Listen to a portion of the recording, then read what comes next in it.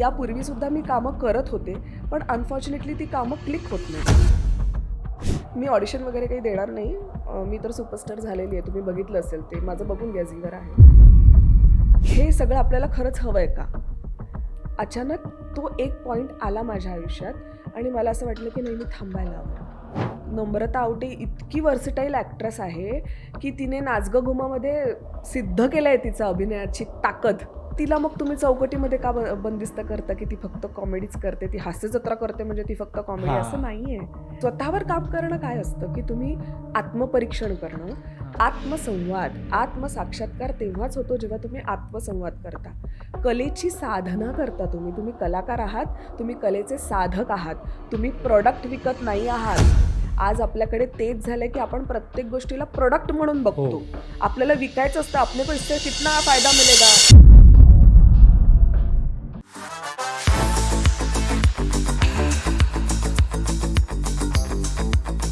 नमस्कार, मी चित्रपट विश्लेषक दिलीप ठाकूर.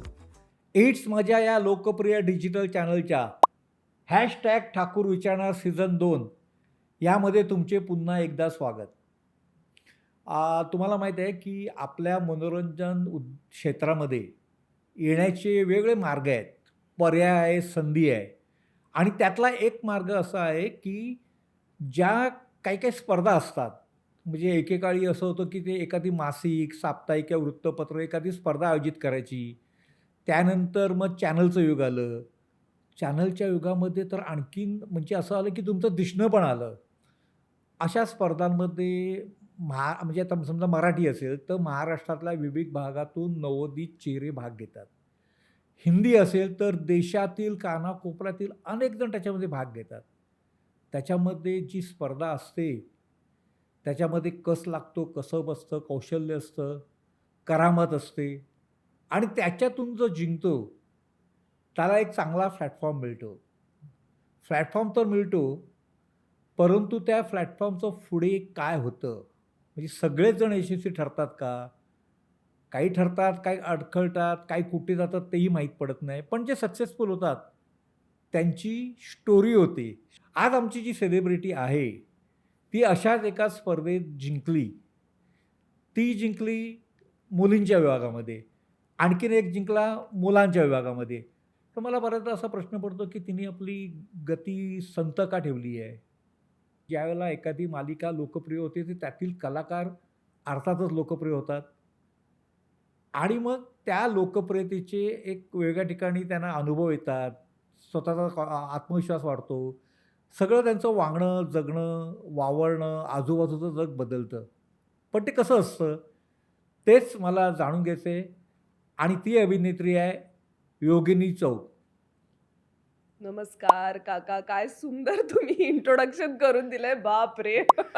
नाही ती आमची अगदी पूर्ण प्रवास अगदी तुम्ही थोडक्यात मांडला माझा. हां, अगदी. पण तो आता तुझ्याकडनं मला जाणून घेण्यामध्ये अधिक इंटरेस्ट आहे.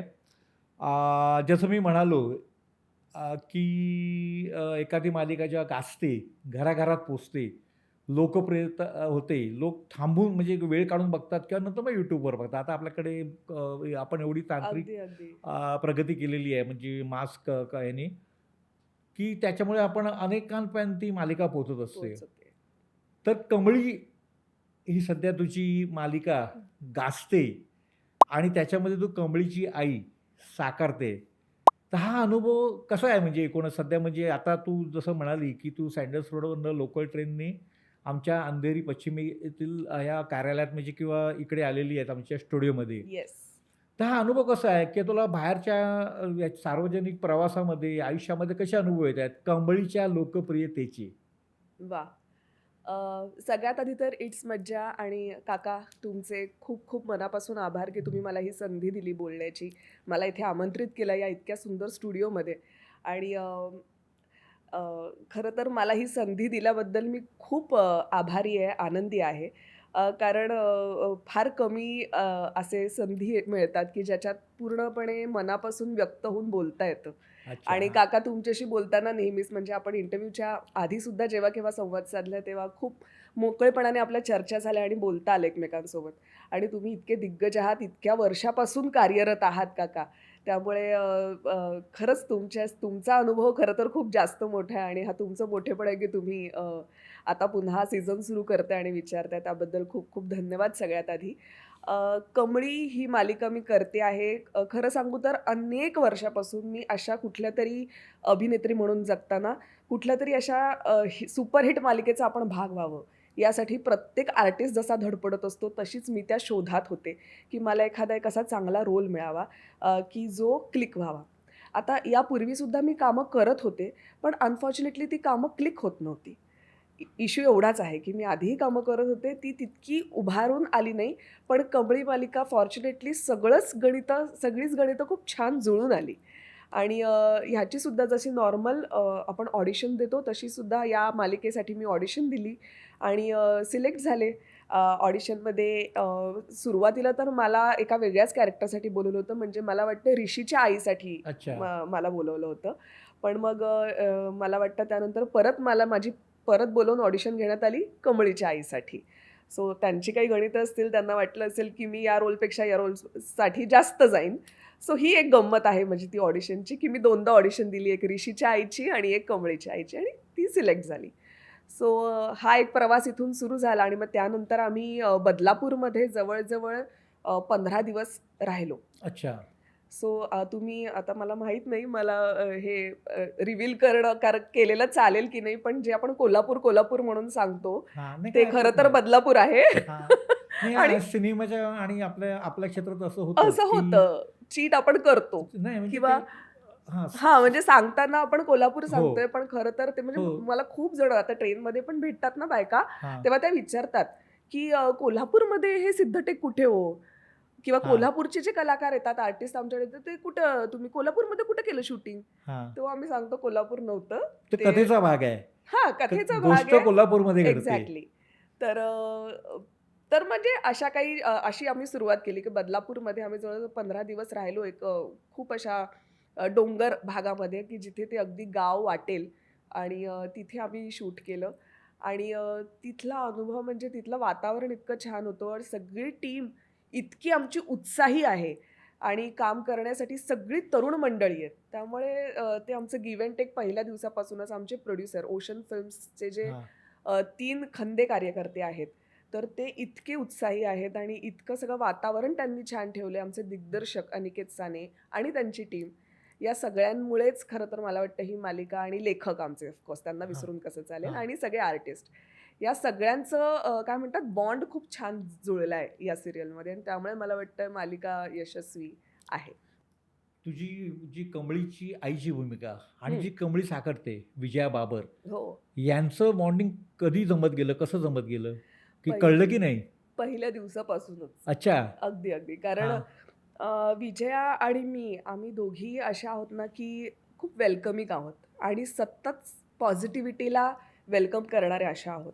त्यामुळे जेव्हा आम्हाला कळलं, की मी तुझी आई आहे आणि ती माझी मुलगी आहे, तेव्हा आम्ही दोघीही एकमेकींसोबत तशाच वागायला लागलो. फॉर्च्युनेटली आम्हाला जी रूम दिली होती ती सुद्धा एकाच रूममध्ये आम्ही राहायचो हॉटेलच्या. सो तिथे सुद्धा आमचं हळू एकमेकींसोबत राहिल्यामुळे एकमेकींच्या सवयी जाणून घेतल्या.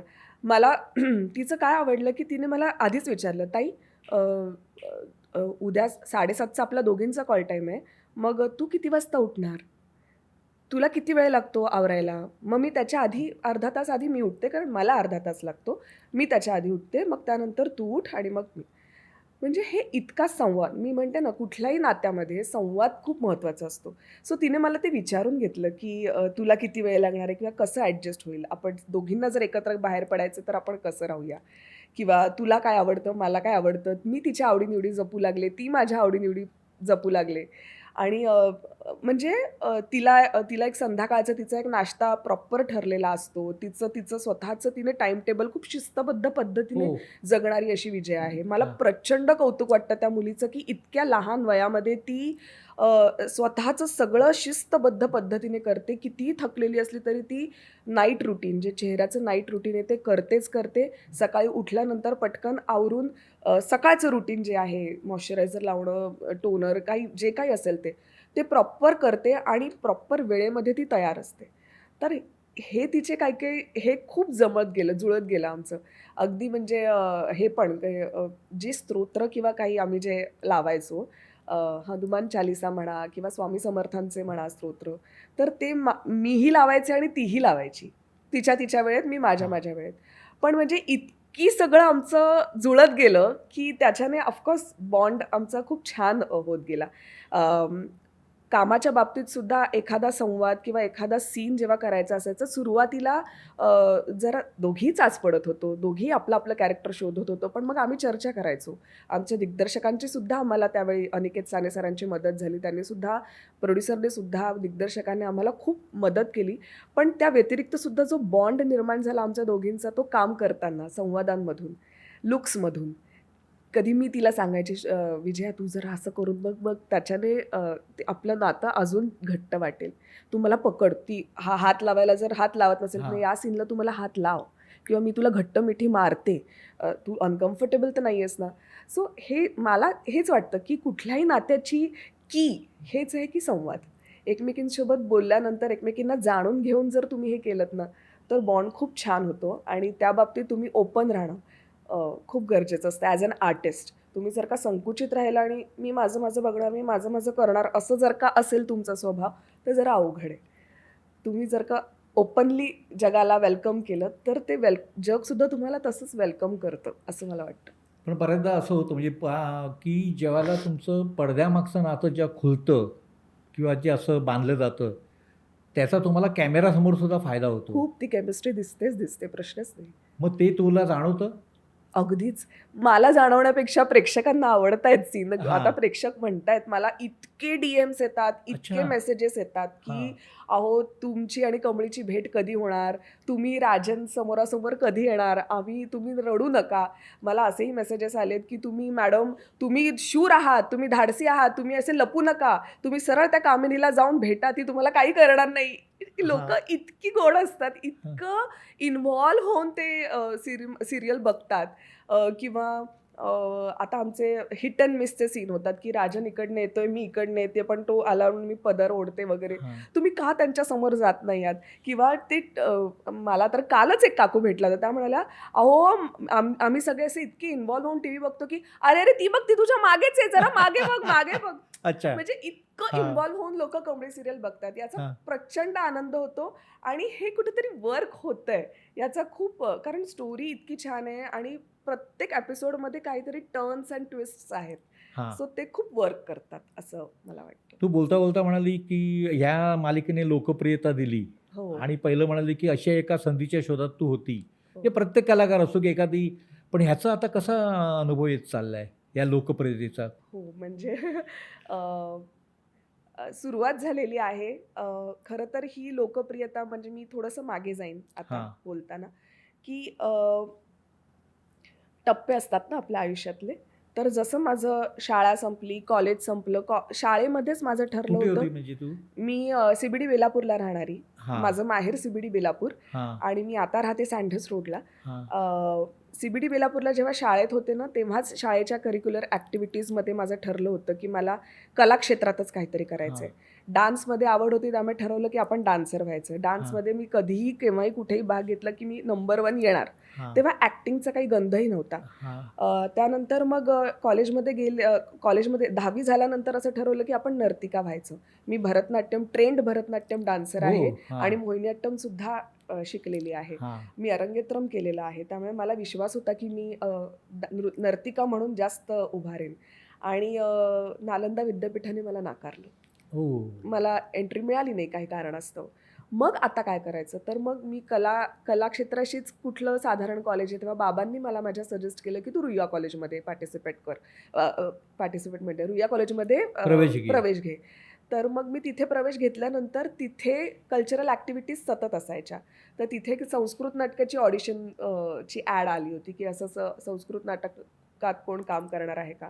मुळात आमच्याकडे म्हणजे आईबाबांनीच ते संस्कार लावलेले होते की संध्याकाळी आल्यानंतर शुभम करोती म्हणणं किंवा अथर्व शीर्ष म्हणणं. सो आमच्याकडे संस्कृत श्लोक आणि त्यांचे उच्चार, मराठीची भाषा, भाषेवर काम, हे माझे बाबा स्वतः सिडकोमध्ये होते आणि ते थिएटरमध्ये काम करत होते, नाटकात वगैरे काम करायचे. त्यामुळे त्यांचं भाषेवर प्रचंड प्रेम.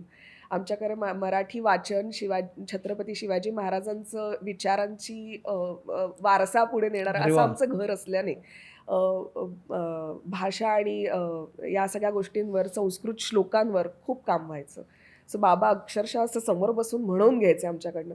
त्यामुळे ऋचा आणि अर्थातच ते सगळे श्लोक आणि काय म्हणतात अथर्व शीर्ष किंवा आणखीन असं काही सगळं पाठांतर असल्यामुळे मला अभिनयात पण रुची होऊ शकेल असं बाबांनी मला हेरलं. तोपर्यंत मला काही गंध नव्हता त्या गोष्टीचा.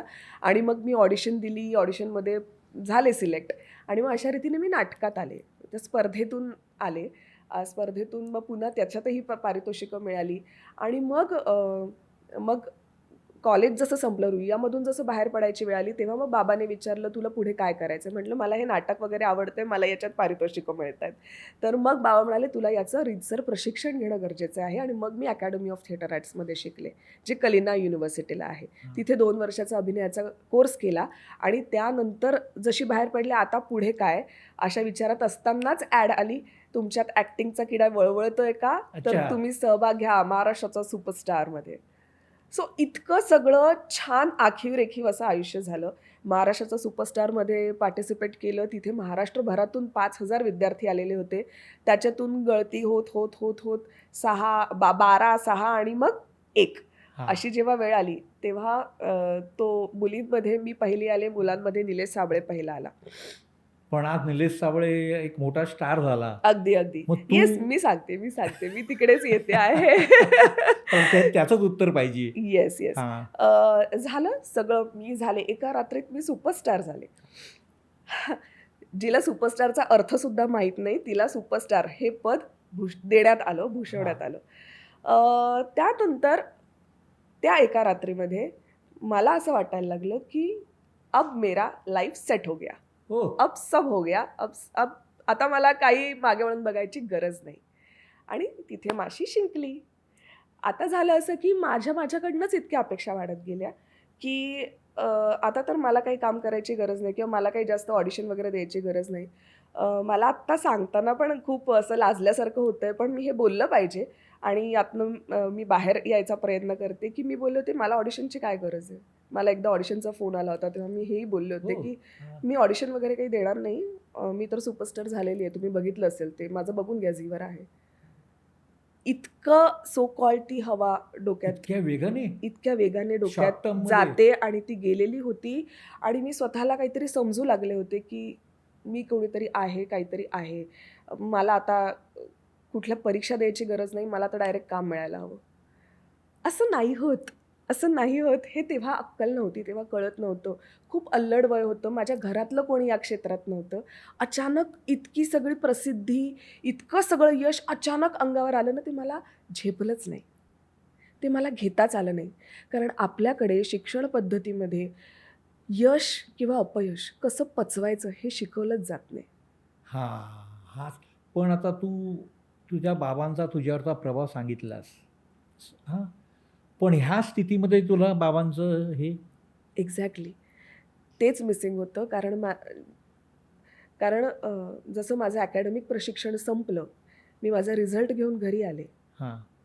तेव्हा अक्षरशः फिल्मी सीन झाला सांगते. मी आनंदात की मी आता हां. अकॅडमीमध्ये मी पहिली आले होते. हां. माझ्या जे बाबांचं स्वप्न होतं की तू रीतसर प्रशिक्षण घ्यायला हवं, हां. ते मी घेतलं. मी त्यात पहिली आले आणि मी जेव्हा पहिली येऊन माझं रिझल्ट घेऊन घरी आले, घरी येऊन बघते तर माझे वडील गेलेले होते. अरे! ते रिझल्ट ऐकायला ते थांबले नाहीत. नियतीचा खेळ. तर असं आणि त्यानंतर मग त्याच्यातूनच मला त्या दुःखातून मला बाहेर काढण्यासाठीच माझ्या नातेवाईकांनी मला सांगितलं की तू महाराष्ट्राच्या सुपरस्टारमध्ये पार्टिसिपेट कर. मग हां. तिथून ती जर्नी सुरू झाली. पण मी हेही सांगेन की मी महाराष्ट्राचा सुपरस्टार जिंकले कुठल्याही वशिल्याशिवाय किंवा कुठलाही अनुभव नसताना, कुठलाही वशिला न लावता. आपण म्हणतो ना ओळख लागते, हां. तुमचं हां. काहीतरी, काहीच ओळख नव्हती, आमचा कसला काहीच संबंध नाही. अक्षरशः अतिशय प्रामाणिकपणे मी प्रत्येक स्टेप पार केली बरं का. आणि कुठलाही वशिला किंवा काही नसताना मी ते जिंकले आणि ह्या सगळ्याचं श्रेय मी माझ्या वडिलांनाच देते, कारण त्यांचे प्रचंड आशीर्वाद होते माझ्या पाठीशी. पण मी अभागी की मला ते घेता आलं नाही असं मला वाटतं. पण आता जेव्हा ती स्टेप चालू होती महाराष्ट्र सुपरचा, पहिली तू खालच्या क्रमांकावर होती, नंतर क्रमांक वर वर वर येत राहिला, मग चौथा, तिसरा, दुसरा. ते आता तुला आठवते त्या सगळ्या इमोशन्स जसं जसं बिल्डअप होत होता? माझ्यात प्रचंड आग होती. मला जिंकायचंच होतं. मी तिथे जिंकण्यासाठीच गेलेले होते. अच्छा. म्हणजे हां. मी सुरुवातीला मी सांगते ना माझ्या करिअरचं मी जेव्हा स्वतःकडे आता आज वळून बघते तेव्हा मला असं दिसतं की मी प्रचंड पॅशनेट होते. मला करायचंच होतं या क्षेत्रामध्ये. मी ठरवलंच होतं. हां. जेव्हा मला कळलं की मी नर्तिका नाही तर मग मी अभिनेत्री.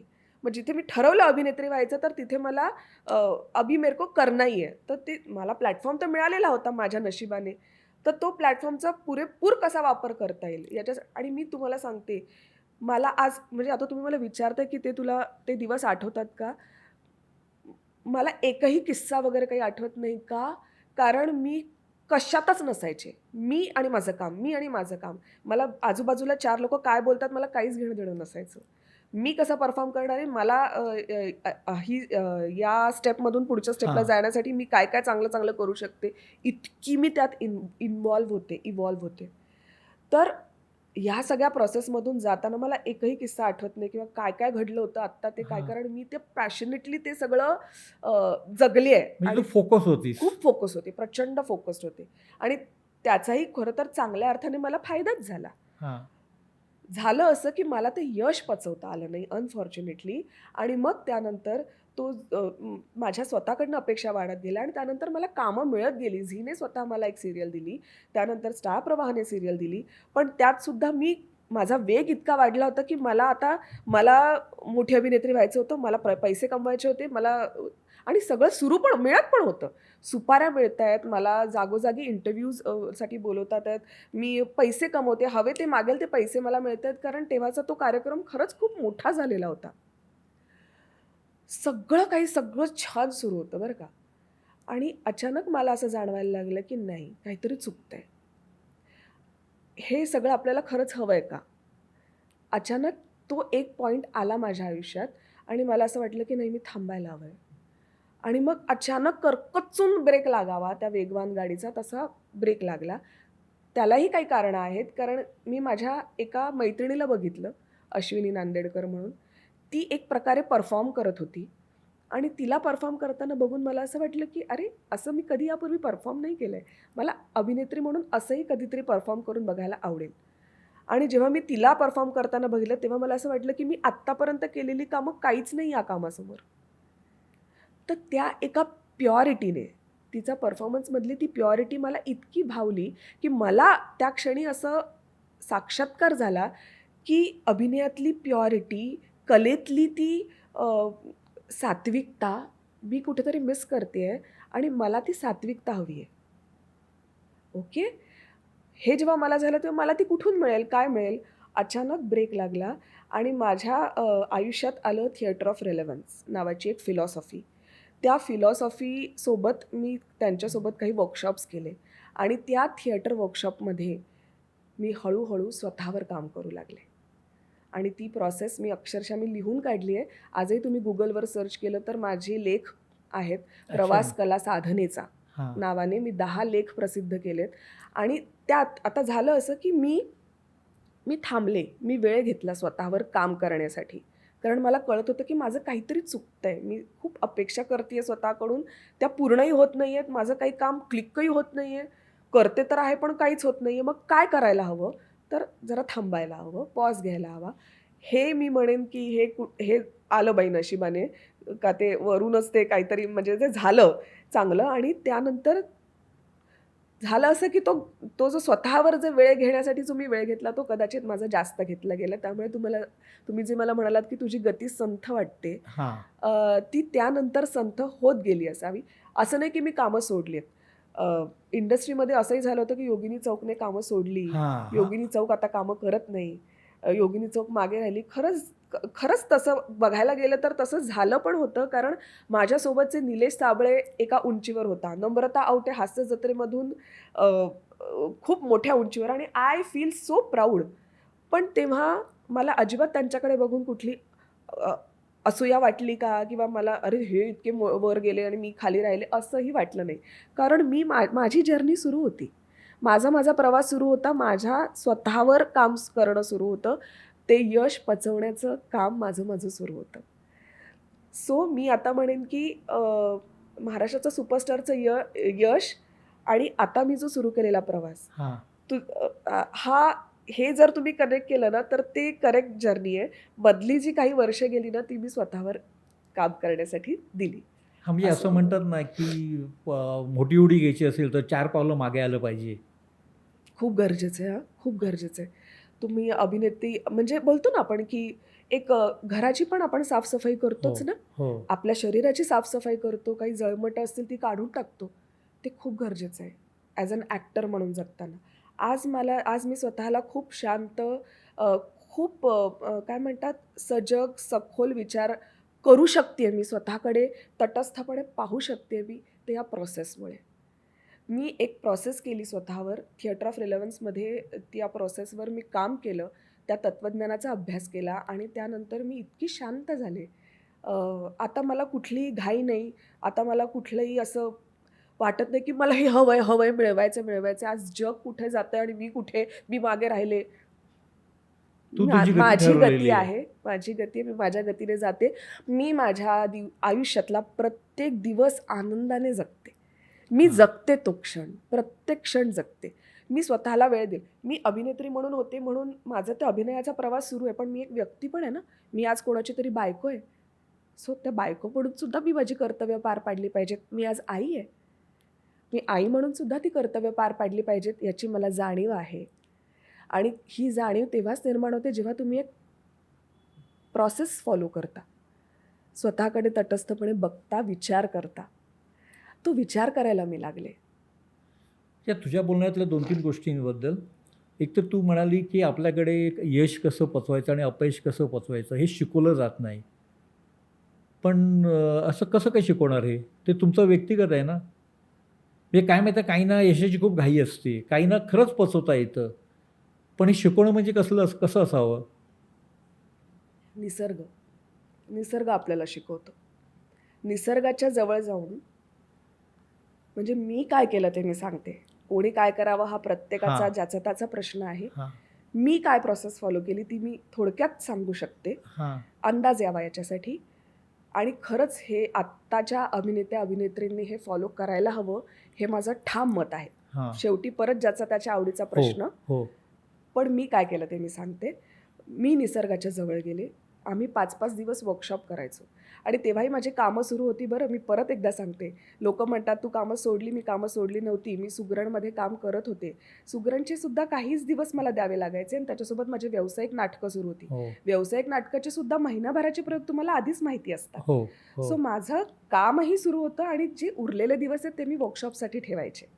सो त्या काळामध्ये मी स्वतःवर काम करताना आम्ही 5 दिवस वर्कशॉपमध्ये निसर्गाच्या सानिध्यात राहायचो. त्या निसर्गाच्या सानिध्यात असताना निसर्गाकडे पाहण्याची एक दृष्टी निर्माण केली. आमचे प्रशिक्षक आहेत थिएटर ऑफ रिलेव्हन्सचे, मंजुल भारद्वाज म्हणून. त्यांनी आम्हाला ही दृष्टी साकारण्यासाठी प्रचंड मदत केली, मार्गदर्शन केलं. काही उदाहरणं सांगेन. जसं की आम्ही जंगलातून फिरायचो.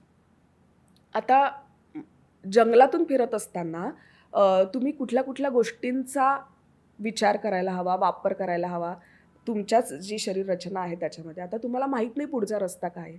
तर आम्हाला ते त्या सिच्युएशनमध्ये टाकायचे, की तुम्ही आता जंगलात फिरा. तर फिरा म्हणजे असं कसं, कुठे फिरा, कुठे जा? म्हणजे तुम्हाला मार्ग माहिती नाही आहे ना, कुठे जायचं, काय जायचं. तुम्हाला पायवाट लागू पण शकते किंवा कदाचित तुम्हाला झाडं बाजूला करून तिथून रस्ता काढून पाय वर करून जावं लागेल. आयुष्यसुद्धा असंच आहे. तुम्हाला माहीत नाही पुढे काय आहे. तुम्हाला कधी खळखळता प्रवाह लागेल. त्या खळखळत्या प्रवाहामध्ये तुम्ही दगडांवरून चालत असताना असे डामडोल होता. पण जर तुम्ही तिथेच घाबरून तिथेच टिकून राहिलात, तिथेच बसून राहिलात, तर तुम्ही पुढे जाणार नाही. त्या प्रवाहासोबत तुम्हाला तुमचा मार्ग काढावाच लागणार आहे. म्हणजेच आयुष्याच्या प्रवाहात सुद्धा जगताना, कलाकार म्हणून जगताना तुम्हाला असे अडथळे येणार आहेत.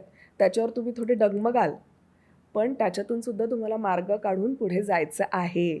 हे अशा छोट्या छोट्या निसर्गामध्ये स्वतःला ढकलून त्या गोष्टींचा आपल्या खऱ्या आयुष्याची संदर्भ जोडून शिकवण्याची ही वेगळीच प्रोसेस होती. अशी प्रोसेस मी यापूर्वी कधीच अनुभवली नव्हती. म्हणजे अभिनयाच्या पलीकडे जाऊन ह्या गोष्टी पण तुम्ही शिकल्या पाहिजेत. अगदीच, अगदीच. स्वतःवर काम करणं काय असतं, की तुम्ही आत्मपरीक्षण करणं, हां. आत्मसंवाद, आत्मसाक्षात्कार तेव्हाच होतो जेव्हा तुम्ही आत्मसंवाद करता. कलेची साधना करता तुम्ही. तुम्ही कलाकार आहात, तुम्ही कलेचे साधक आहात. तुम्ही प्रॉडक्ट विकत नाही आहात. आज आपल्याकडे तेच झालंय, की आपण प्रत्येक गोष्टीला प्रॉडक्ट म्हणून बघतो. हो. आपल्याला विकायचं असतं. अपने को इससे कितना फायदा मिलेगा? हां. ते बघावं. मी त्याला काही नकार नाही. ज्यांना त्याच्यामधून उद्योग करायचा, व्यवसाय करायचा त्यांनी ते बघावं. पण कलाकारांनी कलाच सादर करावी. मी अशा प्रकारे कलेशी प्रामाणिक राहायला शिकले आणि त्यातूनच निर्मळता, त्यातूनच खरेपणा, निसर्गाकडे बघून, त्या दवबिंदूंकडे बघून म्हणजे आपण म्हणतो ना, की खरं तर म्हणजे आपण जर विचार केला ना, तर 1 सेकंदसुद्धा पुरेसा असतो. पाण्याचं बाष्पीकरणात रूपांतर व्हायला कितीसा वेळ लागतो? तेवढाच जर मला माझ्यात बदल घडवायचे असतील, तर तो तेवढाच वेळ लागतोय. सो ते पाण्याचं बाष्पीकरणात रूपांतर होत असताना मी बघत असताना सर म्हणाले, की तुम्ही जर ठरवलं ना, की तुम्हाला बदलायचं, तुम्ही तेवढाच वेळ लागणार आहे तुम्हाला. 1 सेकंदाचा वेळ लागणार आहे. तुम्ही विचार बदलू शकता तुमचे. तुम्ही स्वतः ठरवा तुम्हाला काय करायचं. मी रोजनिशी लिहायची. एकदा मी चालत असताना सरांनी मला सांगितलं, "तर विहिरीत डोकावं जरा." बाहेर विहीर दिसली. विहिरीत डोकावं जरा, हे पाणी कुठून येतंय? हे पाणी निसर्गातून आलं असेल. ओके, मग ही जी बाहेर जी गावं दिसतायत, हे विहिरीतलं पाणी त्या गावांमध्ये जात असेल? म्हटलं, "हो, जात असेल." मग ते जेव्हा घरी नळ चालू करत असतील, तेव्हा ते विहिरीतलंच पाणी त्या नळात पडत असेल ना? म्हटलं, "हो, पडत असेल." जर या विहिरीमध्ये पाणीच नसेल, तर त्या नळाला पाणी लागेल का? नाही. जर तुझ्या विहिरीमध्ये म्हणजे तुझ्या आयुष्याच्या अनुभवांच्या विहिरीमध्ये काही अनुभवच नसतील, काही शिकवलेला साठाच नसेल, तर तू ते पुढच्या पिढीला देऊ शकशील का? नाही. सो अशा काही छोट्या रोज असे काही अनुभव निसर्गात राहून बघण्याची दृष्टी निर्माण केली सरांनी आणि तिचा मला प्रचंड फायदा झाला स्वतःमध्ये एक स्थिरता निर्माण करण्यासाठी. पण तुला आता वाटतं की आता हे जे सगळं बेस आहे, आता हा बेस तयार झाला तुझा. आता हिची कमळी मालिका लोकप्रिय आहे. आता तुझा टेक ऑफ कसा असेल की असावा असं वाटतं? बापरे! अजून हां. पुढचा विचार नाही केलाय मी. मतलब करायला पाहिजे ना? करायला हवा. हवा का? हो. मी नाही काय म्हणजे समाधानी असलं आय पाहिजे ते. Go with the flow. म्हणजे ऑफकोर्स त्याच्यासाठी प्रयत्न म्हणजे काय प्रयत्न करायला हवेत? I don't know. नाही, नाही. आता काय आता तू समाधानी आहेस. हो. स्वतःकडे बघते, स्वतःमध्ये परीक्षण केलं, आत्मपरीक्षण केलं, ते करावं लागतं. पण एक कारकीर्द म्हणून म्हणजे आज बघ, आज तू तिन्ही माध्यमाचा तुला अनुभव आहे. म्हणजे चित्रपट आहे, रंगभूमी आहे आणि मालिका आहे. तर ह्याच्या पुढे आपल्याला कशा पद्धतीने वावरायला पाहिजे, संधी मिळायला पाहिजे, याचा काही कुठेतरी एक माइंडमध्ये आपला विचार असतो ना. खरंय असायला हवा. हां, मग? पण मी काही अजून तो केलेला नाहीये. खरंच फ्रँकली हां, स्पीकिंग मी अजून तसा काही विचार केलेला नाहीये. कारण हां. मी आत्ताशी कुठे सुरुवात केली. म्हणजे मी खरंच सांगेन त्या स्वतःवर काम केल्यानंतर मी आत्ता कुठे कमळीची आई. परत यात आले. हां. मी यापूर्वी सिंधुताई माझी माई हो. ही मालिका केली कलर्स मराठीवर आणि त्यानंतर त्याचाही खूप छान अनुभव घेतल्यानंतर मी आता कमळी मालिका करते आहे. एक वेब सीरीज पण केली किंवा सो जशी येतात तशी कामं मी करते पण मी कुठलंही स्वतःला काही असं बर्डन दिलेलं नाही, की माझं हे किंवा मला या स्पर्धेमध्ये राहायचं आहे, मला पुढेच जायचं आहे. मला काम सोडायचं नाही, मी काम करत राहणार आहे. आणि जसे येतील मला ते आवडलं पाहिजे, मला त्यात काहीतरी करायला सक्षम अशी भूमिका जशी कमळीची भूमिका आहे. आणि ऑफकोर्स मला असं वाटतं, की आता कमळीसारखी मालिका बघून कदाचित मला यापुढेही तशा छान सक्षम भूमिका साकारायला मिळतील. आता तू म्हणाली तुला काही कामं आली. मग ती कशी आली कामं त्या काळामध्ये, त्या दिवसामध्ये? मी पुन्हा ऑडिशन द्यायला सुरुवात केली. जे मी म्हणत होते, की हां, मी ऑडिशन वगैरे हां. ये अपने बस की बात नाही किंवा अपने को इसका जरूरत नहीं. ती मुलगी इतकी बदलली, की आता मी पूर्णपणे जमिनीवर आले त्यानंतर आणि पण ऑडिशनचे पूर्णपणे अनुभव? ऑडिशनचे अनुभव अ, अ, खूप छान अनुभव आहेत म्हणजे माझ्या हां, ऑडिशनचे. माझी एकही ऑडिशन कधी सक्सेसफुल झाली नाही हां, अनफॉर्च्युनेटली हां. किंवा तो तेवढाच व्यक्तीकडे बघण्याचा क्रायटेरिया असावा का, असतो का, हे म्हणजे मला कळत नाही. ऑडिशन पण मी जवळ-जवळ 150च्या वर ऑडिशन दिलेले आहेत अरे आणि मी बापरे! कुठेच सक्सेसफुल नव्हते असं मला वाटतं. पण ठीक आहे. तरी मी पण ही ऑडिशन वाजली माझी लकी. पण जो मधल्या काळात किंवा अधूनमधून एक वाद गाजतो कास्टिंग काउच, हां. तुझा काय अनुभव? नाही, मला तसा काही अनुभव नाही. हा नाही हा माझ्या आयुष्यामध्ये मला सगळे उत्तम उत्तम मिळाले माणसं. हा म्हणजे मी चंद्रकांत कुलकर्णींसोबत नाटकं केलीत, विजय केंकरे हा म्हणा, गोविंद नामदेव. हो म्हणजे अकॅडमीत असताना वामन केंद्रे सर होते, ज्यांनी मला काय म्हणतात ना, थर्ड डिग्री व्ह्यूने स्वतःकडे कसं बघायचं, डोळे बंद करून स्वतःकडे कसं बघायचं, म्हणजे इतकं डिटेल प्रशिक्षण मला अकॅडमीत सुद्धा खूप छान पद्धतीने छान व्यक्तींकडून मिळालं. शफात खान सर होते, अरे सो वा त्यांची नाटकं आम्ही केली. सो तो एक अनुभव फारच समृद्ध करणारा होता. थिएटर ऑफ रिलेव्हन्सचा अनुभव समृद्ध करणारा होता आणि आता जेव्हा मी प्रत्यक्ष आयुष्यात जगते तेही अनुभव खूप समृद्ध करणार आहेत. सो मस्त मी जगते. आता मी आई झाली आहे, सो मुलांसोबत जगताना उलट पुन्हा नव्याने आई अबकडं सुरू केलेलं आहे. सो मुलांसोबत त्यांच्यासोबत वावरताना मी रोज मला खरंच आहे याबाबतीत मी म्हणेन पॉडकास्टची आणि वेगवेगळ्या ज्या रील्स येतात त्याची खूप मदत होते, की अच्छा. पॅरेंटिंग आता नवीन प्रकारे हां. पॅरेंटिंग सुरू झालेलं आहे. हा सो मी मुलांची पण खेळताना त्या नवीन नवीन पॅरेंटिंगचे रूल्स वापर करून बघते. हा सो मी सतत प्रयोगशील राहणं खूप पसंत करते. छोटी छोटी भूक जे माझं चॅनल माझ्या यूट्यूबवर पण आहे आणि इन्स्टावर पण मी सतत छोटी छोटी भूक हा काहीतरी बनवत असते. टाकत असते, सतत काहीतरी क्रियाशील राहणं, त्याच्यातून काहीतरी नवीन नवीन शिकत राहणं, हे सगळं मला फार आवडतंय आणि छान वाटतंय. म्हणजे मी प्रत्येक क्षण आनंदाने जगते. एक कमळीची आई आणि प्रत्यक्षातली आई, हम्म. हा तुझा आता डबल रोल आहे म्हणायचं. हो. आणि तो असायलाच हवा. व्यक्ती आणि कलाकार हे दोन हां. भिन्न आहेत. हा सो कलाकार म्हणून जगताना मी त्या कमळीच्या आईचे जे चॅलेंजेस आहेत, तिचे काय काय ती का घाबरते आहे किंवा त्याच्या मागे तिची काय भूमिका आहे, तिला का समोर यायचं नाहीये, याचा सगळ्याचा विचार करून मी वावरत असते. हा आणि खरंच सांगते, विजयासोबत काम करताना माझ्यातली ती आई खरोखरच जागी होते हा आणि मुलीसारखंच मी तिला खूप ट्रीट करते आणि ती मला ताई ताई म्हणते आणि ते मला इतकं आवडतं हा. की मी तिची मोठी ताई असल्यासारखीच असते आणि ती माझी छोटं पिल्लू असल्यासारखंच ते माझं असतं. आणि घरात असताना मी माझ्या मुलांची आई असते. हा मग ती कशी असते? ती जरा त्याची स्ट्रिक्ट पण तू रील वगैरे करत हो असते? हो करत असते. ती जरा स्ट्रिक्ट आहे. अच्छा.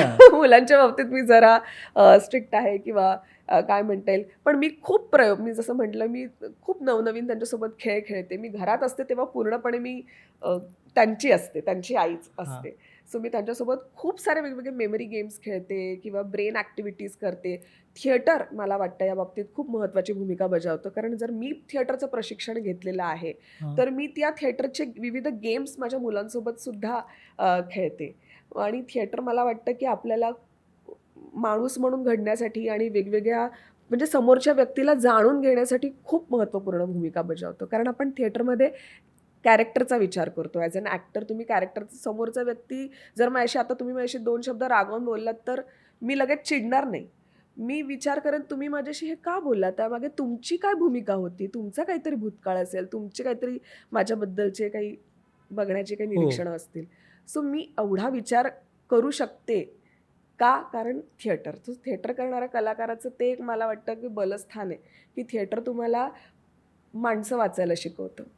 हा ही अत्यंत आवश्यक गोष्ट आहे. जी अत्यंत आवश्यक गोष्ट आहे. सो मी ते मुलांमध्ये, आता मुलांना मी आता आपण बातम्या वाचतो की तुम्ही सजग होणं खूप गरजेचं आहे. लहान मुलांचे किडनॅपिंगचे खूप केसेस चाललेले आहेत. बरेच ठिकाणी अशा बातम्या येतात. मी मुलांना सतत सजग करत असते की तुम्ही माणसं वाचा. कोण तुमच्याशी कसं बोलतंय, का बोलतंय, त्याच्यामागे त्याचा काय हेतू आहे, हे म्हणजे मी त्यांच्याशी संवाद करते. तुम्हाला काय वाटतं ते काका असं का बोलले असतील, का वागले असतील असं? सो त्यांच्यात ते हळूहळू रुजवण्याचा मी प्रयत्न करते.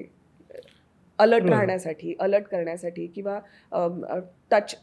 टच तुम्हाला कोण कशा प्रकारे करतंय, तुम्ही स्वतःच्या बॉडी पार्ट्सविषयी किती सजग आहात, तुमच्या बॉडीला थँक्यू म्हणणं किंवा तुमच्या बॉडीला तुम्ही इन्स्ट्रक्शन्स देणं, संवेदनांचा अभ्यास करणं, जाणीवा निर्माण करणं, या सगळ्या गोष्टींवर माझं सध्या घरात असते तेव्हा या गोष्टींवर मी काम करत असते. माझ्या मनात डोक्यात आहे की मी ह्याच्यावरचे सुद्धा छोटे छोटे व्हिडिओज करावेत आणि टाकावेत यूट्यूबवर. तुला मला वाटतं हे महत्त्वाचं वाटतं की खाजगी आयुष्य आणि व्यावसायिक आयुष्याचा समतोल साधला पाहिजे.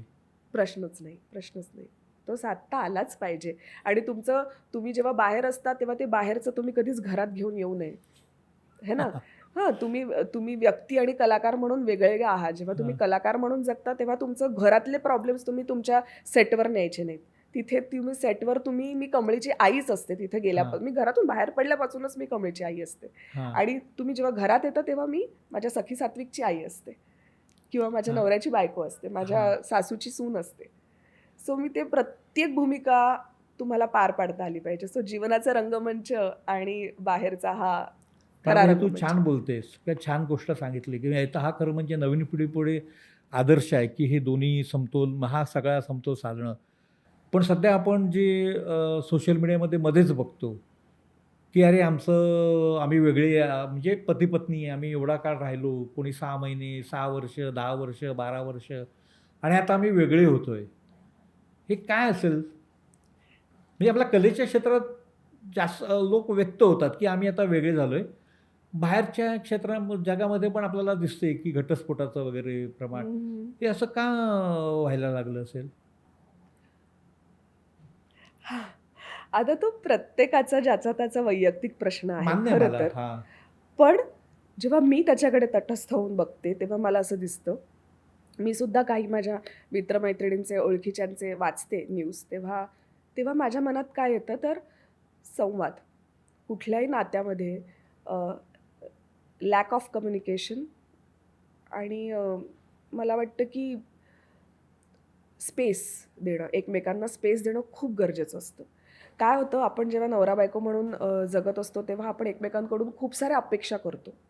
हा माझा नवरा आहे म्हणजे यानेच माझा सगळा खर्च केला पाहिजे, हॉटेलमध्ये बिल यानेच दिलं पाहिजे, असं जर का मी विचार करत असेल आणि नवरा मी घरात एवढा थकून आलो, हिने मला अजून वाढलं कसं नाही, गरम गरम करून हिने वाढलंच पाहिजे, अशा जर का अपेक्षा तुम्ही एकमेकांसोबत करत असाल, तर मग ते फाटणारच आहे. ते कसं राहणार आहे?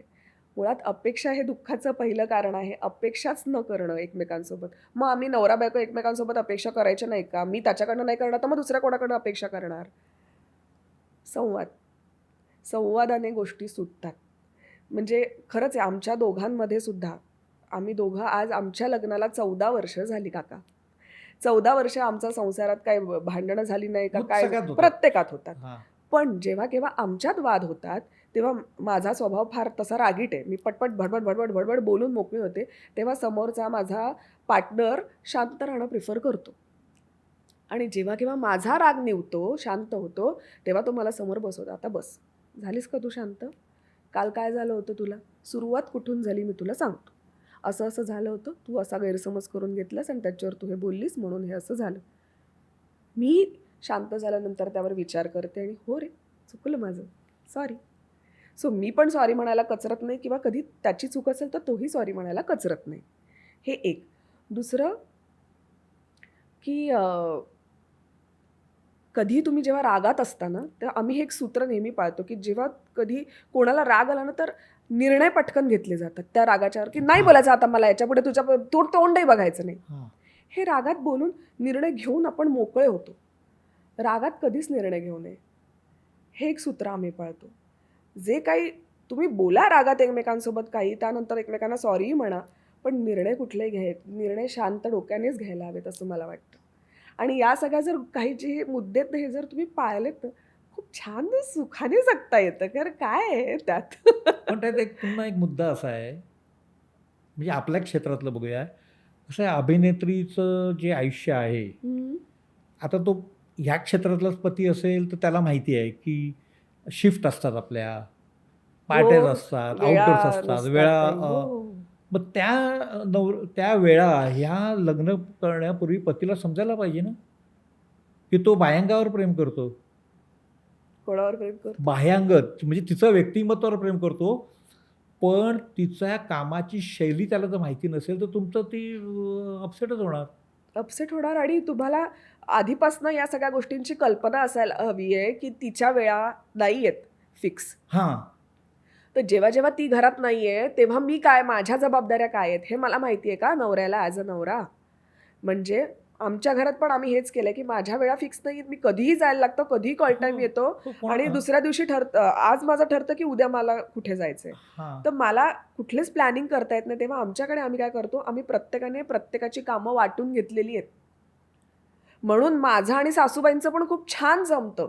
ते याच्याचसाठी, कारण त्यांना माहिती आहे की त्यांची तेवढी कामं आहेत. जेव्हा मी माझी कामं करूनच मी बाहेर पडणं, सो मी माझ्यापुरती कामं जशी मला जमणार आहे त्याप्रमाणे माझ्याकडे करून घेतलेली आहेत. जेव्हा मला ती जमणार नाही तेव्हा मी आईना फोन करून सांगते, आई आज मला ते एक काम राहिलंय, तुम्ही घेता का जरा सांभाळून, घेता का करून? हां. त्याही मोठ्या मनाने ते काम करून घेतात. परत एकमेकांना पुन्हा तिथे आता आमच्या तिघांचं मोठी फळी बघायला गेलं तर मी, माझा नवरा आणि माझ्या सासूबाई, हां. लहान फळी आमची 2 मुलं. हां. तर आम्ही पण तिघं एकमेकांना खूप छान स्पेस देतो आणि त्यामुळे आम्ही सो कॉल्ड सुखाने सध्या जगतोय, टचवूड म्हणता येईल, की जेव्हा मी नाही आहे घरामध्ये तेव्हा आई आणि नवरा सांभाळतो. जेव्हा नवऱ्याला कुठे बाहेर ऑफिसच्या कामासाठी जावं लागतं तेव्हा आई आणि मी अगदी ठरवून त्या जबाबदाऱ्या घेतो. नवऱ्याच्या सुद्धा जबाबदाऱ्या आम्ही घेतो. आता आई आत्ताच 10 दिवसापूर्वी जाऊन आल्या, गिरनार वगैरे यात्रा करून आल्या. अच्छा. सो 10 दिवस त्या घरात नव्हता तेव्हा आम्ही दोघांनी. सो प्रत्येकाला तो चान्स मिळतो घराच्या बाहेर पडायचा, मी टाईम जगण्याचा. तो जो मी टाईम असतो ना, तो खूप महत्त्वाचा असतो आणि तो आम्ही तिघंही एकमेकांना देतो. त्यामुळे मग आम्ही तिघंही मुलांना खूप छान सांभाळू शकतो. जेव्हा मी नसते तेव्हा आई खूप छान घर सांभाळतात, मुलांना सांभाळतात आणि मी सुद्धा तेवढी काळजी घेते, की आईंना मी माझ्या घरामध्ये प्रत्येक गोष्टीसाठी लकीली आता प्रत्येकालाच परवडतं, जमतं असं नाही, पण माझ्या नशिबाने माझ्या घरी हाऊस हेल्प आहेत. मी हां. जेवणापासून प्रत्येक गोष्टीसाठी बाई लावलेली आहे. त्यामुळे हां. आईंना फक्त मुलांकडे बघा आणि त्यांना भरवा किंवा हां. खाऊ घाला, काय त्यांना हवं ते, एवढंच काम आहे. सो त्याही ते आनंदाने करतात, की त्यांनाही जास्त बर्डन दिलं गेलं नाही. सो मला असं वाटतं, की आपण माणूस म्हणून जगताना एकमेकांच्या ह्याचा जर का कम्फर्टचा जर का विचार केला ना, तर सगळं सुरळीत होतं. हां, हे महत्त्वाचं आहे अगदी. हां. आणि असे पण आपण संसार बघितलेत, की ते लाँग इनिंग म्हणजे अनेकांनी 50 वर्ष, 60 वर्षाचे असे संसार पाहिलेले आहेत. हो, हो. तो एक आदर्श ठेवायला काहीच हरकत नाही ना. अगदी प्रश्नच नाही. बरं तू सिनेमाचा आपला उल्लेख होतो. तुला असं कधी झालं, की सिनेमाची ऑफर आली, तुझं ठरलं आणि नंतर कळलं, की अरे मीच नाही सिनेमात? नाही. खरं तर मी खूप कमी सिनेमे केलेत. हां, कमी केले पण त्याच्यामध्ये पण असं घडलं असेल शकतं ना? असं नाही घडलंय, पण असं घडलंय, की मा हिरोईनपेक्षा माझं काम वाजलं. अच्छा. हां. माझा सांग ना. म्हणजे माझा एक सिनेमा होता असा, पहिलाच सिनेमा होता. मी आत्ता काही फार नाव वगैरे घेत नाही, पण नाही. त्यात असं झालं, की 2 हिरोईन्स अशा. तर त्यातली गावाकडची मी हिरोईन आणि शहरातली ती हिरोईन. हां. सो त्या सिनेमामध्ये त्या शहरातल्या हिरोईनीचं कामापेक्षा गावातल्या हिरोईनीचं काम कदाचित बरं झालं असेल किंवा त्याचं हां. कौतुक जास्त झालं. म्हणून मग माझे बऱ्यापैकी सीनच कापले गेले. हे मला नंतर कळलं डबिंगच्या वेळेस, की का आपण एवढंसंच का डबिंग करतोय? आणि नाही, कारण तशी ऑर्डर आलेली आहे असं काहीतरी असं ओह! झालं होतं. सो ठीक आहे, आता ती झाले त्याला नाही पण अनेक हे वर्ष. होतंच. हे हां. होतं हे अगदी कॉमन. किती मोठ्या लोकांसोबत झालेलं आहे हां. यापूर्वी पण. पण ठीक आहे, हा एकच एक अनुभव आलाय मला. पण मला चांगले अनुभव खूप छान आलेत. म्हणजे सांग ना जसं काही? तेजस्विनी पंडित सोबत मी अथांग नावाची वेब सिरीज केली. हां. सो त्यामध्ये तेव्हाही मी नुकतीच सुरुवात करत होते. म्हणजे ह्या सगळ्या प्रोसेसमधून आल्यानंतर पहिलंच मला खात्री होती, की मला जर काम कोणाकडे मागायचं आहे, तर 2च व्यक्ती माझ्या नजरेसमोर होते, ज्यांच्याशी मी खूप क्लोज आहे. एक चंद्रकांत कुलकर्णी आणि तेजस्विनी पंडित. आणि त्या दोघांनीही मला जेव्हा मी पुन्हा सुरुवात करत होते, बाळ-बीळ झाल्यानंतर छान वेळ घेऊन, की आता मला परत सुरुवात करायची, तेव्हा चंदू सरांनी मला संजय छाया हे नाटक दिलं आणि तेजस्विनीने मला अथांग नावाच्या वेब सिरीजमध्ये खास माझ्यासाठी तो रोल ठेवला होता, असं ती मला म्हणाली. म्हणजे हे माझ्यासाठी खूप प्राऊड फील आहे. हे सांगतानाही मला फार आनंद होतोय आणि तिने ते पाळलं.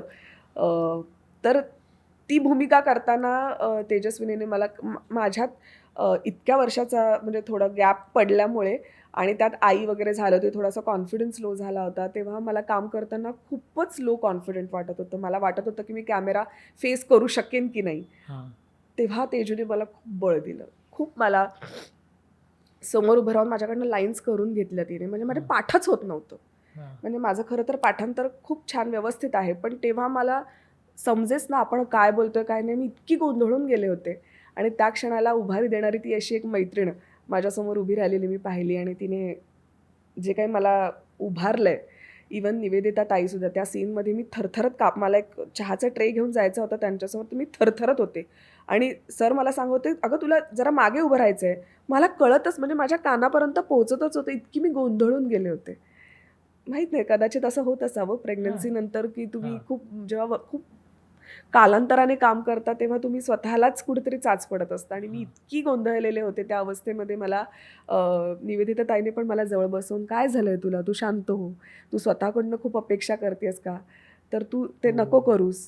म्हणजे निवेदिता ताई इतक्या ममतेने पहिल्यांदाच भेटतात.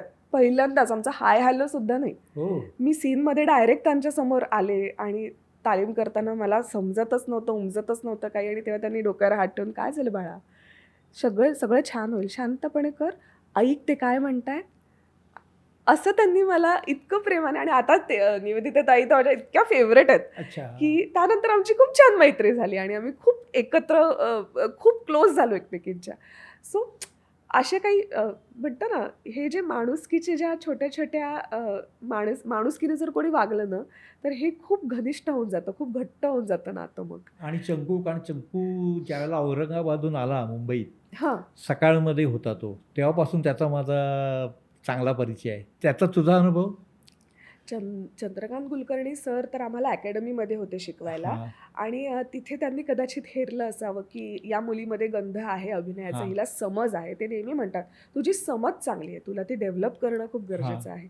तर त्यांनी मला तेव्हासुद्धा मेन लीड म्हणून कास्ट केलं होतं. आणि त्याच्यानंतर मी सरांसोबत महाराष्ट्राचं सुपरस्टार झाल्या पहिलं नाटक केलं, "आधी बसू मग बोलू." हां. तर त्या नाटकाचे जवळजवळ 250 प्रयोग झाले. संजय नार्वेकर त्या नाटकामध्ये मुख्य भूमिकेत होते आणि त्यांच्या बायकोच्या भूमिकेत मी होते. अच्छा. तर तेव्हासुद्धा म्हणजे चंकू सरांची पद्धतच इतकी तुम्हाला समृद्ध करणारी आहे. म्हणजे त्यांचंसुद्धा प्रत्येक वाक्य, त्याचा उच्चार, त्याचं ठेवण कशी असावी याच्यावर त्यांचा विचार खूप असतो. थॉट काय आहे, थॉट प्रोसेसवर ते बोलतात. आणि ते तुम्हाला ॲज अन ॲक्टर म्हणून उभं राहिल्यानंतर ना कधीच एकतर त्यांचं सगळं नाटक, अख्खं नाटक पाठ असतं त्यांचं. त्याच्या तर त्यामुळे माइंडमध्ये असतो हो, सगळं ते. हां. कमाल. ते ॲज हां. अ दिग्दर्शक म्हणून हो, हो, कमालच आहेत. हो. इतके त्यांचं क्लिअर असतं सगळं माइंडमध्ये हां. त्यांच्या. आणि त्यांच्यासोबत काम करताना खरोखरच मला खूप मी रिलॅक्स होऊन काम करू शकते. आणि अ, सगळ्या गोष्टींचा चारी बाजूंचा ते सखोलतेने विचार करायला तुम्हाला शिकवतात. तर हां. त्यामुळे हे ते फार हां. गरजेचं आहे. येस. आणि हे पण सांगेन, की मी संजय नार्वेकर सरांसोबत काम केलं म्हणा किंवा निर्मिती सावंत तर हे यांच्यासोबत आत्ता. अनुभव संजय नार्वेकर, निर्मिती सावंत. हो, तेच त्यांच्याच विषयी सांगते, की ह्या सगळ्यांना हे सगळे मोठे लोकं का आहेत? कारण त्यांना प्रेक्षकांची नस पकडता येते. वाह! हां. तर म्हणून ही लोकं मोठी आहेत. हे मला त्यांच्यासोबत काम करताना दिसलं. संजय सर सोबत काम करताना तर तेव्हा मला कळायचं नाही, की अ, हे आज असं प्रयोगामध्ये आज असे वागले, मग आज का ती उडी त्या साईडला घेतली? हां. कारण ते तितके प्रयोगशील होते. प्रत्येक प्रयोग ते ना थोडं वेगळं करून बघायचे. माझं असं होतं, की नाही आपल्याला असं शिकवलंय ना, मग तसंच करायचं. टाइपकास्ट. टाइपकास्ट तेव्हा हां. होते तशी मी. हां. असं मला त्या वाईज व्ह्यूने बघता यायचं नाही तेव्हा. हां. पण मला जाणवतं, की ते ना खूप हुशार आहेत ॲज अन आर्टिस्ट म्हणून, की ते खूप सुंदर पद्धतीने त्यांना आज प्रेक्षकांचं 5व्या मिनिटाला कळतं, की प्रेक्षकांचं आज कशा प्रकारचा प्रेक्षक आहे. मास पब्लिक जास्त आहे का क्लास जास्त आहे. सो हां. क्लाससाठीचा अभिनय, माससाठीचा अभिनय असं वगैरे त्यांची गणितं असायची. ते म्हणजे मला फार कळायला जरा वेळ लागला आणि अजूनही मी समजून घेतेय. आता जसं मी निर्मिती ताईसोबत पण काम केलं, वैभव मांगले यांच्यासोबत काम केलं संध्या छाया नाटकामध्ये. तर ती बाई म्हणजे आत्ता हसते, हसता पुढच्या तिच्या पॅराग्राफमध्ये तिला 2 वाक्यानंतर रडायचं, तर करेक्ट त्या पॉइंटला तिच्या डोळ्यात अश्रू असायचे. हो. मी पाहिले आणि कारण मी समोर बसलेली असायची निर्मिती ताईच्या आणि मला कमाल वाटते या बाईची, की ती कमाल अभिनेत्री आहे. मी फॅन आहे निर्मिती ताईची. ही माणसं म्हणजे उगाच मोठी होत नाहीत. हो, खरंच आहे. म्हणजे ती ती म्हणजे तिला अनफॉर्च्युनेटली तिला फक्त कॉमेडी अभिनेत्री म्हणून का बघितलं जातं, हां, जे हां. अतिशय चुकीचं आहे. ती सीरियस रोलसुद्धा इतक्या ताकदीने करते सादर. ती एक फोन कट होता, त्याच्यामध्ये तिला फक्त बघून फोनवर पण काही नाही, नुसती ब्लँक स्पेस आहे, पण ती अशी व्हिडिओ कॉलवर मुलाशी बोलतेय. पण काय ताकदीने ती सादर करायची. असा एक प्रयोग नाही सर, 250 प्रयोग केले आम्ही त्याचेसुद्धा. एक प्रयोग नाही की त्याला टाळ्या नाही आल्या. मला कमाल वाटायचे. मी विंगेत उभी राहून मी तिचा फक्त परफॉर्मन्स 250 प्रयोगातले 250 परफॉर्मन्स मी साक्षी आहे त्या प्रयोगांची, की ती बाई काय इन होऊन त्या कॅरेक्टरमध्ये इन होऊन तो प्रत्येक त्या वाक्याचा जोर तिचं ती ठेवण, प्रत्येक वाक्याची फेक इतकं कमाल ना, म्हणजे टाळ्या आल्याच पाहिजे. काय बिशात की त्या टाळ्या नाही येणार. म्हणजे तुला असं वाटतं की आपल्याकडे एखाद्या कलाकाराला एखाद्या चौकटीमध्ये किंवा इमेजमध्ये अडकवलं जातं, जसं निर्मिती सावंत एक्झॅक्टली. वर्सटाईल आहे, अशोक सराफ बहुरूपी अभिनेता. बहुरूपी आहेत. लोकांनी कॉमेडी पण अशोक सराफची तुम्ही जुने दगा वगैरे चित्रपट बघा, काय व्हिलन साकारलाय. हे मोठ्यांच्या बाबतीत तर झालं, पण आता नम्रता आवटे बघा ना, माझी अत्यंत जीवाभावाची जिवलग मैत्रीण, तिला सुद्धा तुम्ही कॉमेडीच्या चौकटीत अडकवतातच आहात ना, जे अत्यंत चुकीचं आहे. मला नाही पटत आहे हे. नम्रता आवटे इतकी वर्सटाईल ॲक्ट्रेस आहे की तिने नाच गं घुमामध्ये सिद्ध केलं आहे तिचं अभिनयाची ताकद. खरं आहे. काय काम केलंय नम्रताने, म्हणजे आय फील सो प्राऊड की शी इज माय फ्रेंड. माझा काही त्यात सहभाग नाही, पण माझी मैत्रीण म्हणून मला खूप अभिमान वाटतो नम्रताबद्दल बोलताना, की तिने हास्य जत्रेत सुद्धा स्वतःला प्रत्येक तिच्या स्किटमध्ये तिने प्रूफ केलंय. तिने वेगवेगळे कॅरेक्टर्स करून पाहिलेत. अत्यंत प्रयोगशील मुलगी आहे आणि तिच्याकडनं शिकण्यासारखं आहे. खरंच शिकण्यासारखं आहे की काय कमालीची ताकदीची अभिनेत्री आहे आपल्याला मिळालेली आहे. फक्त तिला मग तुम्ही चौकटीमध्ये का बंदिस्त करता की ती फक्त कॉमेडीच करते, ती हास्यजत्रा करते म्हणजे ती फक्त कॉमेडी, असं नाही आहे. ती अत्यंत ताकदीची अभिनेत्री आहे. निर्मिती सावंत ताकदीच्या अभिनेत्री आहेत आणि अशा अनेक, वनितासुद्धा खूप चांगली अभिनेत्री आहे. म्हणजे त्यांना फक्त तुम्ही चौकटीमध्ये किंवा म्हणजे शरीर रचना बघून किंवा तुमचे डोळेच बघून किंवा तुम्ही अशाच आहात म्हणजे तुम्ही अशाच प्रकारची कामं करायला पाहिजे असं नाही.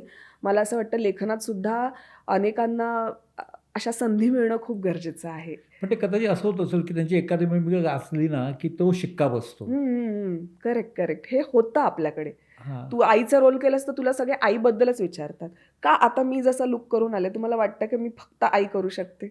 ग्लॅमरस भूमिका पण एक्झॅक्टली. करणार. मगाशी त्या ताई मला म्हणाल्या की तुम्हाला मी ओळखलंच नाही की तुम्ही कमळीच्या आई आहात, तुम्ही अशाही दिसू शकता असं वाटत नाही. हां, मी म्हटलं मी मुद्दाम ठरवून आज अशी आली आहे, हां, कारण मला फक्त त्या चौकटीत साडीमध्ये मोठं कुंकू लावून त्याच्यात हां. बघू नये लोकांनी, हां. असंही. म्हणजे मी अशा खऱ्या आयुष्यात अशी आहे, मी ग्लॅमरसही दिसू शकते, मी माझ्या वयापेक्षा लहानही दिसू शकते, मोठी दिसू शकते.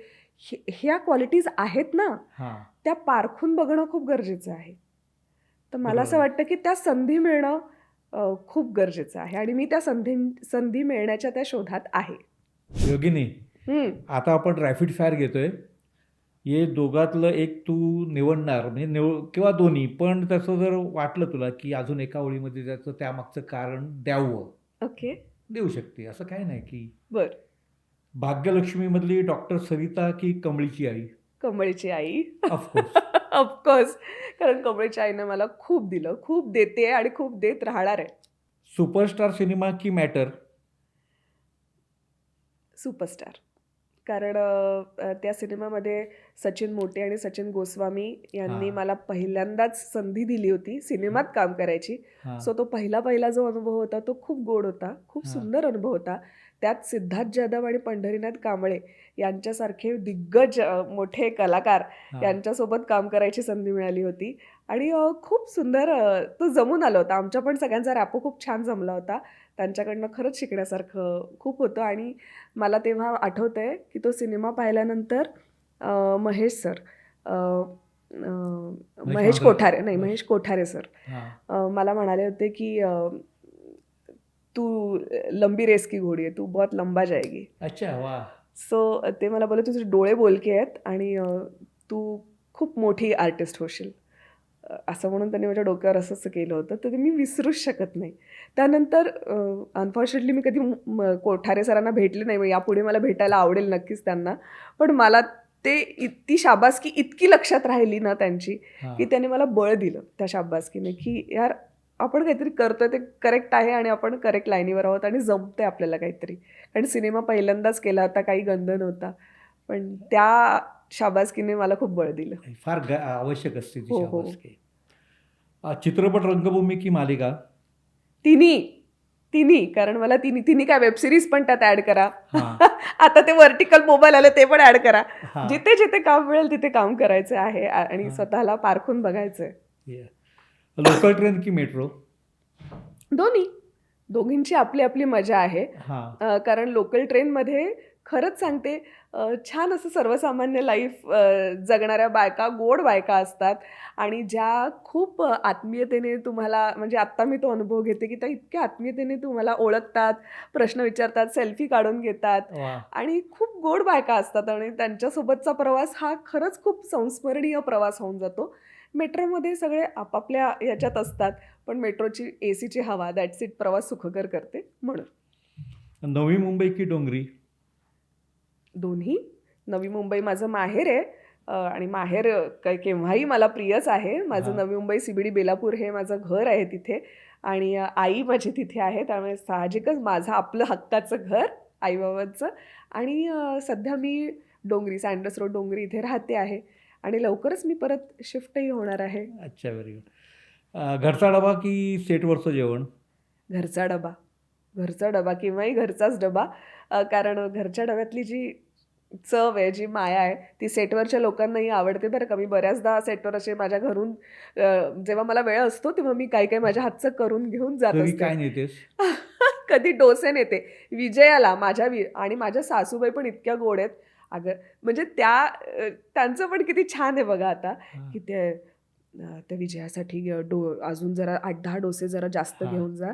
ती निंगी आणि कमळी त्या बिचाऱ्या एकट्या राहतात गं, त्यांना घेऊन जा. आता खऱ्या आयुष्यामध्ये विजया आणि साक्षी, निंगीचं जी कॅरेक्टर करते साक्षी, त्या खरंच एकट्या राहतात. हां. विजया खरं तर राहते पनवेलला, पण ती आता ठाण्याला घर घेऊन राहते भाड्याने आणि निंगीसुद्धा ठाण्यात राहते. ती खरं आहे नाशिकची. तर त्या हां. अ, अ, निंगी आणि कमळी त्या कॅरेक्टर म्हणून माझ्या आई त्यांच्याकडे बघतात, पण खरं त्या एकट्याच राहतात आणि त्यांनाही घरचा डबा मिळालेला कोणाला नको असतो. पण माझ्या सासूबाई खूप प्रेमाने त्यांच्यासाठी असं 4 डोसे माझे असतील तर 4 डोसे विजयाचे असतात आणि 4 डोसे निंगीसाठी असतात आणि ते पाठवून दिले जातात. अरे वाह! तर ते छान आहे इतकं अगदी. गोड आणि ते विजयाला इतकं आवडतं. ती म्हणते, "ताई आज काय आणलंस डब्यामध्ये? तुझ्या सासूबाईंच्या हातची चटणी मला खूप आवडते." आणि ती आई पण आनंदाने देतात आणि ती आनंदाने खाते. दोघी खातात. तर मला पण खूप छान वाटतं.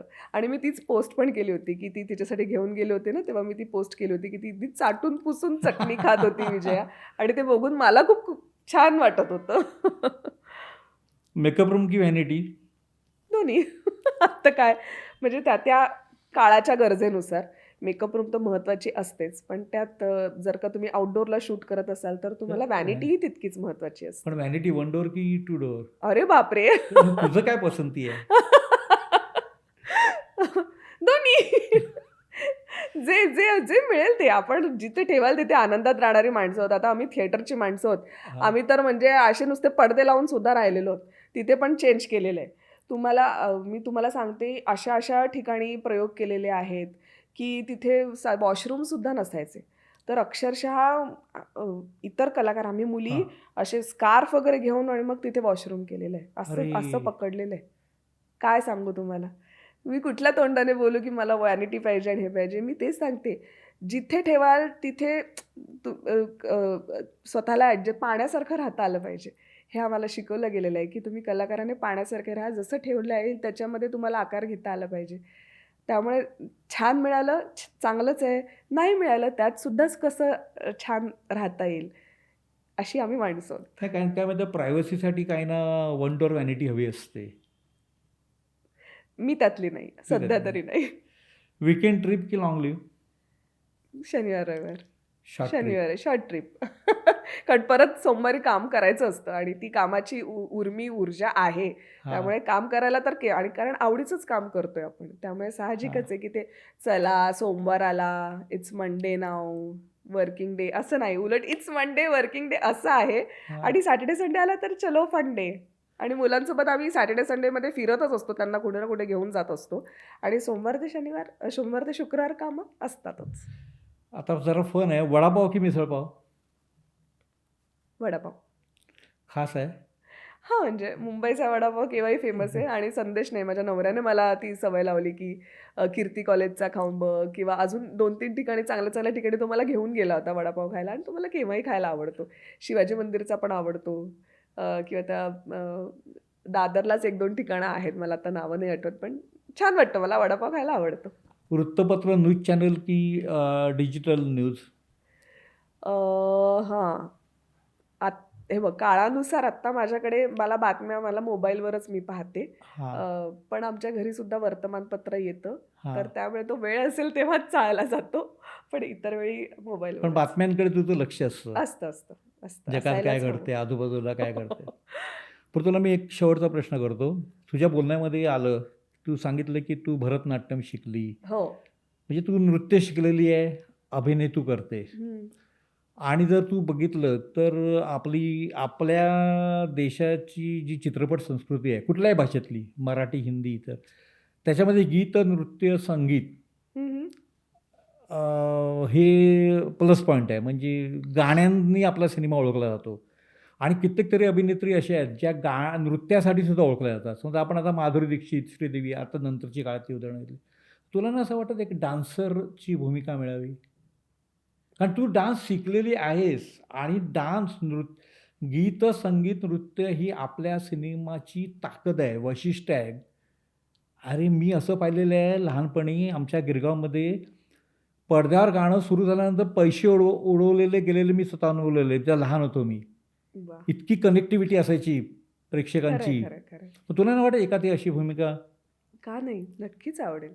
मी प्रत्येक भूमिकेला म्हणजे उलट डान्सर असून डान्सर नाही दाखवायचे अशाही भूमिकेसाठी मी ओपन आहे किंवा डान्सर आहे अशा भूमिकेसाठी सुद्धा मी ओपन आहे. हां, आणि आणखीन अभिनयाचे काही पैलू, काही हां. अभिनयात काही चॅलेंजिंग वाटतंय अशा कुठल्याही भूमिकेसाठी मी ओपनच आहे. मला सगळ्या क्षेत्रामध्ये काम करायचं आहे. वेब सीरीज म्हणा, फिल्म म्हणा. आणि खरंच आहे की जसं तुम्ही म्हणताय की संथ गती वाटते आहे. हां. तर आता जर मी परत नव्याने माझ्या करिअरची सेकंड इनिंग म्हणूया आपण सुरुवात केलेली आहे. तर आता मला प्रत्येक क्षेत्रामध्ये स्वतःला चाचपडून बघायचं आहे आणि अधिकाधिक कामं करून सकस चांगल्यातली चांगली कामं घेऊन आणि माझ्यातल्याच ताकदीला अजून पारखून पॉलिश करून मला यायचं आहे पुन्हा एकदा प्रेक्षकांच्या समोर. आणि प्रेक्षक मोठ्या मनाने मला स्वीकारतील अशी माझी अपेक्षा आहे. आत्तापर्यंत तर खूप प्रेम मिळालं आहे मला प्रेक्षकांकडून. आजही मला लोकं ओळखतात, महाराष्ट्राची सुपरस्टारमध्ये होतीस ना तू, किंवा योगिनी चौक नावाने. माझा आवाज म्हणजे बाकी मला ते असे नाही ओळखणार, कारण मी कधी चष्मा वापरते, कधी लेन्सेस वापरते, कधी मेकअप असतो, कधी नसतो, कधी केस बांधलेले असतात, ड्रेस कधी साडी जास्त मी नेसत नाही, फक्त सिरियलमध्ये साडी असते, अशी असते. बाहेर ओळखणार नाहीत पण आवाजाने मला आजही लोक मेरी ओळखतात. आवाज ही पहचान है. हां, म्हणजे माहीत नाही का मला लोक आवाजाने ओळखतात. आवाज माझा फोटे आहे असं मला थिएटरमध्ये सुद्धा सांगितलं गेलं होतं. तर त्यामुळे मला असं वाटतं की लोकांचं प्रेम हे आजही मला मिळतंय. मी त्याला पात्र ठरण्यासाठीची जी काही मी पुरेपूर प्रयत्नात असणार आहे यापुढे. ठीक आहे, संत असली तरी तुला एकच सांगतो, शर्यत कासवानेच जिंकली होती.